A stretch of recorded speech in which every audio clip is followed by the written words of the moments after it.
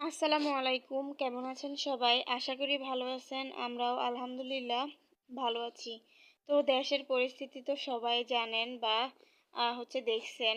সেজন্যই video upload করা হয় নাই। আর ফ্যামিলি ক্রাইসিসের জন্য আমি কিছুদিন ভিডিও আপলোড করতে পারিনি। তো ভাবলাম আজকে থেকে শুরু করা যাক। তো প্রথমেই দেখতেই পারছেন আমি ২ পদের ডাল ভেজে নিচ্ছি। একটা হচ্ছে মুগ ডাল, আরেকটা মসুরির ডাল। তো ৩ পদেরও দিতে পারেন বা ২ পদেরও। তো আমার বাসায় এই ২টাই ছিল। এই ২টা দিয়েই করছি যেহেতু বুটের ডাল ছিল না সেজন্য। আর এখানে দেখতেই পারছেন আমি মুরগি ভাজছি। এপিঠ ওপিঠ ভালোভাবে ভেজে নিচ্ছি।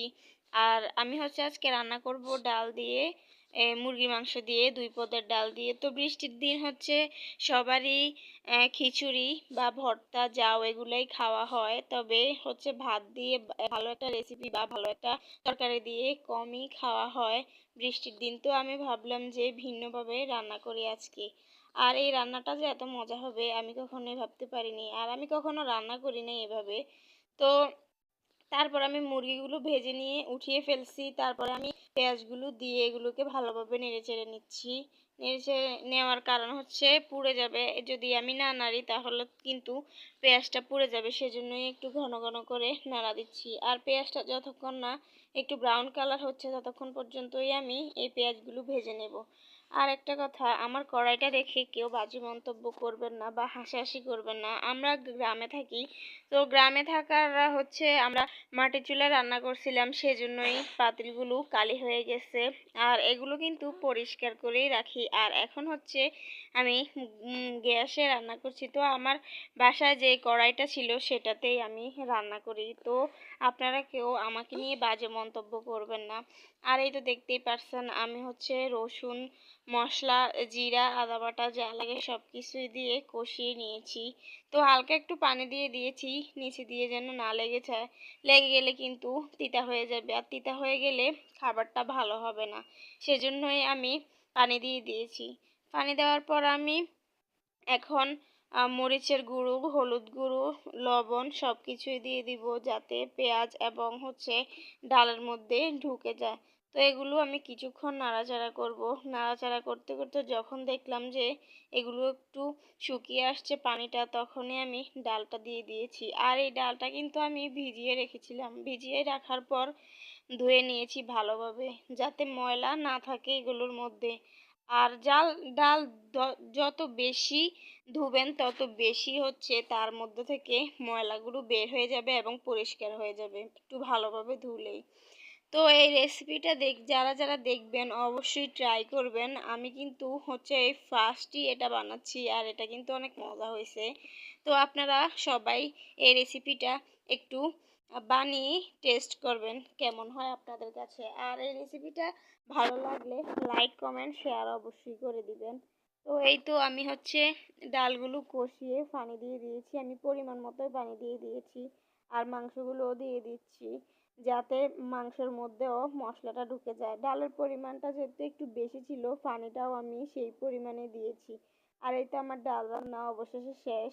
আর রান্নার পরে ভাবলাম আরমা আছে কিছু, আরমাগুলো বানিয়ে খেয়ে ফেলি। তো আমি আরমাগুলোকে ছুলে ধুয়ে দিয়েছি। এসে দেখি আমার হাজবেন্ড এগুলোকে ভালোভাবে মেশিন দিয়ে কেটে নিচ্ছে। আর অনেকেই বলে ছেলেদের নাকি টক খায় না বা মেয়েরাই টক জিনিসটার অনেক পাগল। কিন্তু আমি দেখছি অনেক জায়গায় আছে অনেক ছেলেরাও এই টকের পাগল। আসলে এই টক ফলগুলা না সবারই খাওয়া পড়ে। আর এখন যেহেতু আরমার সিজন, তো আরমা না খাইলে তো নাই হয়।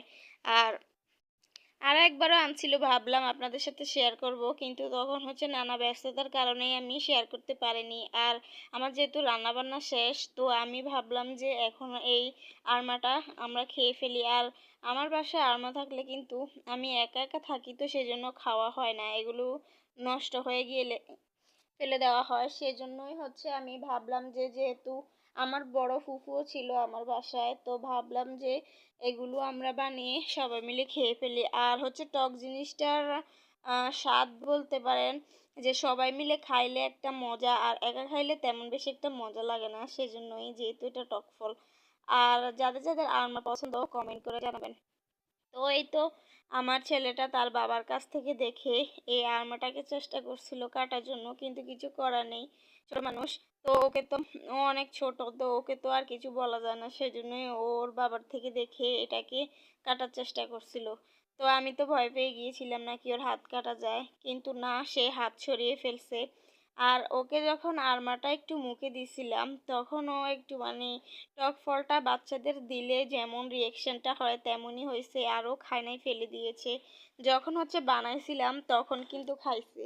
ও, আমি ভাবছি জালের জন্য ও খাইতে পারবে না, কিন্তু যখন এটাতে বানানো হয় নাই তখন দিছি, তখন খায় নাই। যখন বানাইছিলাম তখন কিন্তু ও অনেক সুন্দরভাবে খাইছে আমাদের সাথে। ছোট মানুষ যেটা দেখে সেটাই ওদের কাছে ভালো লাগে।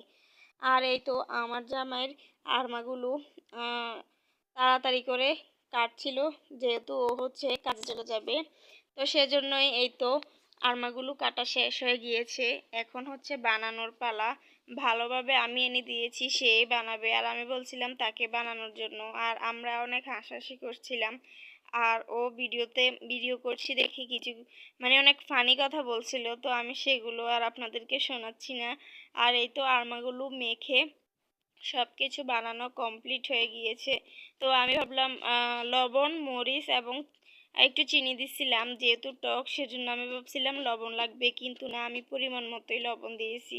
তো আমার ভিডিওটা কার কাছে ভালো লাগছে সবাই কমেন্ট করে যাবেন। আজকের মতো এখানেই বিদায়।